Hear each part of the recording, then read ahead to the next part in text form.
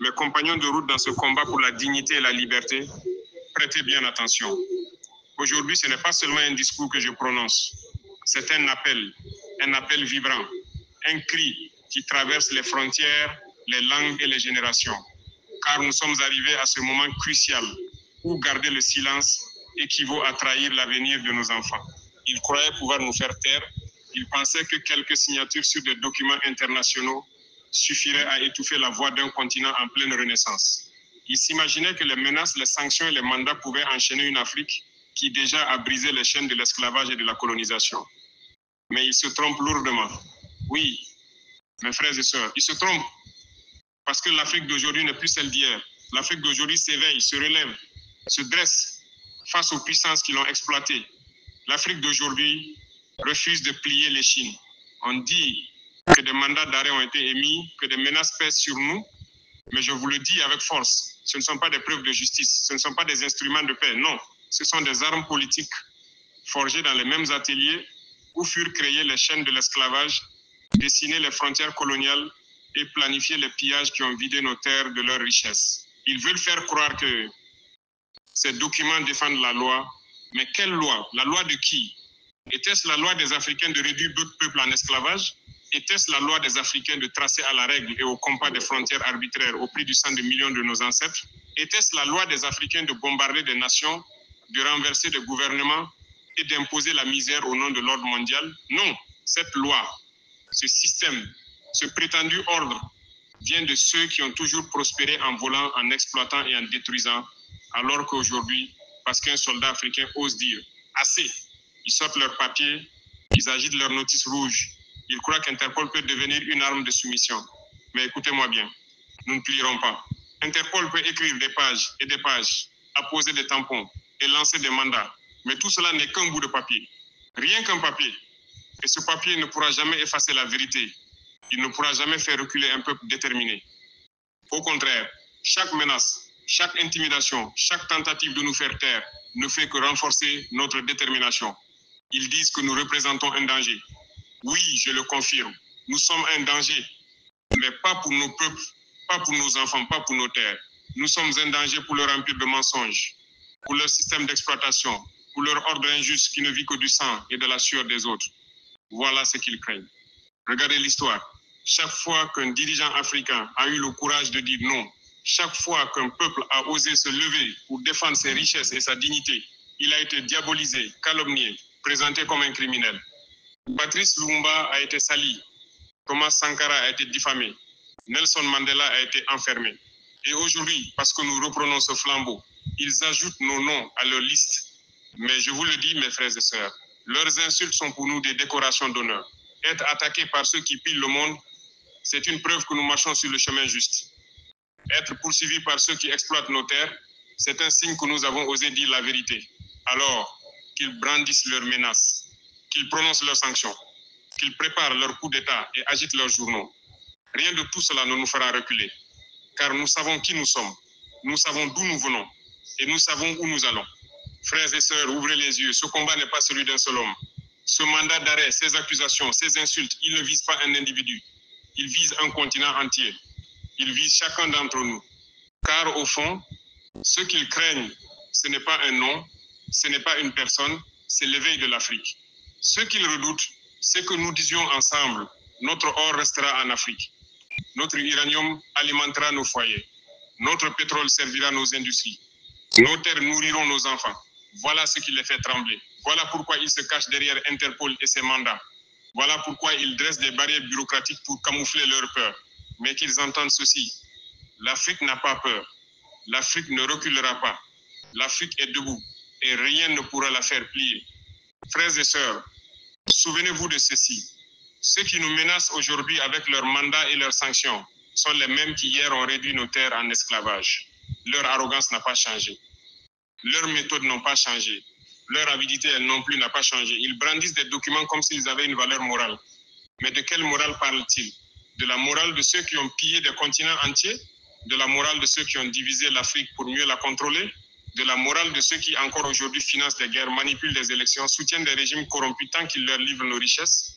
Leur morale n'est pas la nôtre. Leur justice n'est pas la nôtre. Leur loi n'est pas la nôtre. Ce qu'ils appellent la justice est en réalité un masque, un déguisement derrière lequel se cache un système de contrôle et de domination. Interpol. Vous vous présentez au monde comme un arbitre neutre, mais qui ne voit pas vos véritables maîtres, qui ne comprend pas que vous n'êtes que l'instrument des puissances qui craignent de perdre leur emprise sur notre continent. Vous dites agir pour la paix, mais c'est pour maintenir l'ordre injuste qui vous profite. Vous dites protéger la sécurité, mais c'est pour prolonger l'insécurité que vous créez chez nous. Regardez bien mes frères et sœurs. Derrière chaque mandat, derrière chaque menace, il y a une seule vérité. Ils veulent que l'Afrique reste à genoux. Ils veulent que nos enfants continuent de grandir dans la pauvreté pendant que leurs enfants profitent de nos richesses. Ils veulent que nous soyons des fournisseurs de matières premières, des exécutants dociles, des spectateurs impuissants du destin écrit par d'autres. Mais je vous le dis, cette époque est terminée.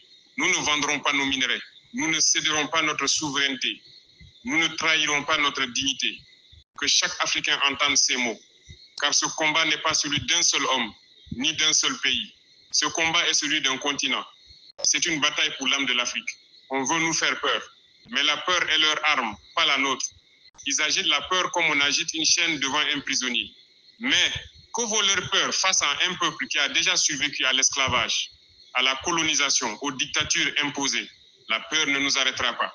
L'intimidation ne nous arrêtera pas. Les menaces ne nous arrêteront pas. Ils disent, nous allons isoler l'Afrique. Mais écoutez-moi, on n'isole pas un continent qui s'unit. Ils disent, nous allons sanctionner vos dirigeants.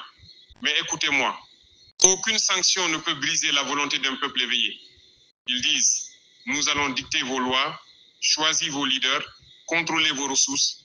Mais écoutez-moi, leurs jours de contrôle sont comptés. Regardez l'histoire. Chaque fois qu'un peuple a osé dire non, l'Empire a tremblé. Chaque fois qu'un dirigeant a osé protéger ses terres et ses richesses, l'Empire a paniqué. Chaque fois qu'une nation africaine a osé refuser l'exploitation, elle a été attaquée, diabolisée, punie. Mais malgré leurs coups, malgré leurs mensonges, malgré leur guerre, le peuple africain est toujours là. Mes frères, mes sœurs, nous sommes les héritiers de géants. Patrice Lumumba a été calomnié, mais son nom vit dans nos cœurs. Thomas Sankara a été trahi, mais son esprit souffle encore dans nos veines. Nelson Mandela a été emprisonné, mais il est sorti plus fort que ses bourreaux.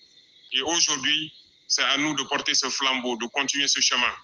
Qu'ils me traitent de rebelle, de criminel, de dictateur. Qu'ils me salissent comme ils ont sali ceux qui m'ont précédé. Je les accepte, leurs insultes. Je les accepte, leurs accusations. Car ce qu'ils craignent, ce n'est pas moi. Ce qu'ils craignent, c'est que des millions d'Africains s'élèvent et disent ensemble, assez, oui, mes frères et sœurs, ils tremblent. Ils tremblent à l'idée que nous décidions enfin que notre or servira nos écoles, que notre uranium alimentera nos foyers, que notre pétrole fera tourner nos industries, que nos terres nourriront nos enfants et non leur marché étranger. C'est cela leur véritable peur. Ils redoutent la fin de leur vie de parasites. Ils redoutent le jour où l'Afrique cessera d'être un terrain de jeu et deviendra une puissance respectée. Ils redoutent l'heure où nous ne serons plus des exécutants, mais des décideurs. Et cet avenir, mes frères et sœurs, est déjà en marche. Car partout sur ce continent, la jeunesse se lève, les travailleurs se lèvent, les agriculteurs se lèvent, les femmes et les hommes d'Afrique se lèvent. Et leur cri est le même, nous ne céderons plus. Frères et sœurs d'Afrique, l'heure est venue de regarder la vérité en face. Ce qu'ils appellent justice n'est qu'un masque pour couvrir l'injustice. Ce qu'ils appellent neutralité n'est qu'un déguisement pour imposer leurs préférences. Ce qu'ils appellent coopération n'est qu'un instrument pour maintenir l'exploitation. Depuis des siècles, notre continent regorge de richesses. L'or, l'uranium, le pétrole, les terres fertiles, les forêts, les rivières, l'Afrique possède tout ce que le monde recherche. Mais malgré cette abondance, ils nous traitent comme des pauvres, comme des assistés, comme des subalternes. Pourquoi? Parce qu'ils ont construit leur prospérité sur notre appauvrissement, leur puissance sur notre soumission. Aujourd'hui, mes frères et sœurs, nous disons stop. Le mandat qu'ils agitent n'est pas une preuve de force, c'est une preuve de faiblesse. Ce papier qu'ils présentent comme une arme est en réalité un aveu qu'ils ne peuvent plus nous dominer par le dialogue, un aveu qu'ils ne peuvent plus nous convaincre par la coopération, un aveu qu'ils ne peuvent plus nous acheter par des promesses vides. Alors ils brandissent la menace, alors ils sortent les sanctions, alors ils utilisent des organisations internationales comme des boucliers pour protéger leurs intérêts. Mais mes frères, mes sœurs, aucun document, aucun mandat, aucune sanction ne peut réduire au silence un peuple qui a déjà brisé ses chaînes.